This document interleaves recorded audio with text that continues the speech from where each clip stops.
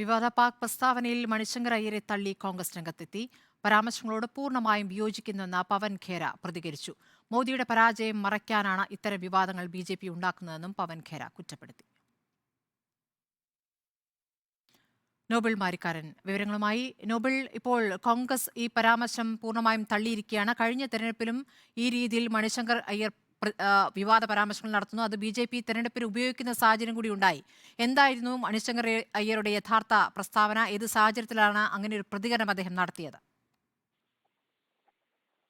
സ്മൃതി, തെരഞ്ഞെടുപ്പ് കാലഘട്ടമാകുമ്പോൾ മണിശങ്കർ അയ്യർ ഇത്തരത്തിൽ എന്താണെങ്കിൽ പ്രസ്താവന നടത്തും. ആ പ്രസ്താവന പിന്നീട് ബി ഏറ്റെടുത്ത് കോൺഗ്രസിനെതിരെ വലിയ ആയുധമാക്കുന്നത് കഴിഞ്ഞ തെരഞ്ഞെടുപ്പുകളിൽ നമ്മൾ കണ്ടതാണ്. എന്താണെങ്കിലും ഈ തെരഞ്ഞെടുപ്പിൽ ഇപ്പോൾ നിലവിൽ കോൺഗ്രസുമായി ബന്ധപ്പെട്ട് അദ്ദേഹം നടത്തിയ പാകിസ്ഥാനുമായി ബന്ധപ്പെട്ട് അദ്ദേഹം നടത്തിയ പരാമർശത്തെ കോൺഗ്രസ് പൂർണ്ണമായി ഈ ഘട്ടത്തിൽ തള്ളിയിട്ടുണ്ട്. പവൻ ഖേരയാണ് ഇതിൽ പ്രതികരണവുമായി ഈ ഘട്ടത്തിൽ രംഗത്തേക്ക് വന്നത്. അയ്യരുടെ പരാമർശങ്ങളോട് പൂർണ്ണമായും വിയോജിക്കുന്നു എന്ന് പവൻ ഖേര വ്യക്തമാക്കുന്നു. അതോടൊപ്പം തന്നെ മോദി സർക്കാരിന്റെ പരാജയം മറയ്ക്കാൻ വേണ്ടിയാണ് ഇത്തരത്തിൽ ബി വിവാദങ്ങൾ ഉണ്ടാക്കുന്നത്. ശ്രദ്ധ ധരിക്കുന്നതിന്റെ ഭാഗമായാണ് പഴയ വീഡിയോ, മാസങ്ങൾക്ക് മുമ്പുള്ള ഒരു വീഡിയോയാണ് ഇപ്പോൾ ഇത്തരത്തിൽ മണിശങ്കർ അയ്യർ പാകിസ്ഥാനുമായി ബന്ധപ്പെട്ടുകൊണ്ട് പ്രചരിക്കുന്നത്. മാസങ്ങൾക്ക് മുമ്പുള്ള വീഡിയോ ഉയർത്തിക്കൊണ്ട് മറ്റു വിഷയങ്ങളിൽ ശ്രദ്ധ തിരിക്കാനുള്ള ശ്രമം നടക്കുന്നത്. ഇന്ദിരാഗാന്ധിയുടെ നേതൃത്വത്തിൽ ഇന്ത്യയുടെ ആണവശേഷി ലോകത്തിന് മുന്നിൽ കാണിച്ചു കൊടുത്തിട്ടുണ്ട്. അതോടൊപ്പം തന്നെ പാകിസ്ഥാനുമായി ബന്ധപ്പെട്ട വിഷയങ്ങളിൽ ഇന്ദിരാഗാന്ധിയുടെ കാലത്ത് ശക്തമായ നിലപാടുകൾ കോൺഗ്രസ് സ്വീകരിച്ചിട്ടുണ്ട് എന്ന കാര്യവും പവൻ ഖേര വ്യക്തമാക്കുന്നു. ഒപ്പം ചൈനയെ പേടിക്കണമെന്ന വിദേശകാര്യമന്ത്രി എസ് ജയശങ്കർ നേരത്തെ പറഞ്ഞിരുന്നു. അത്തരത്തിൽ ആ വീഡിയോയും വേണമെങ്കിൽ നൽകാം എന്നടക്കമുള്ള കാര്യങ്ങളാണ് കോൺഗ്രസിന്റെ ഭാഗത്ത് നിന്ന് വരുന്നത്.